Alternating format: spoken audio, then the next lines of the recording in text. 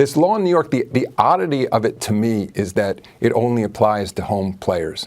I mean, I think if ultimately that rule is about protecting people who are in the arena, it just doesn't quite make sense to me that an away player who's unvaccinated can play in Barclays, but the home player can't.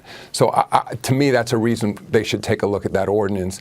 I'll say also, again, being here in the New York market, feeling particularly in the last week, many of the masking restrictions are being lifted. You can just feel it in the city. There are more people in restaurants, more people out and about. I can imagine a scenario where Brooklyn, as part of New York City, with a new mayor now who wasn't in place, Eric Adams, when that original ordinance was put in place, I could see him deciding to change along the way and say it's no longer necessary to have a mandatory vaccination requirement. As I said, particularly one that only affects home players.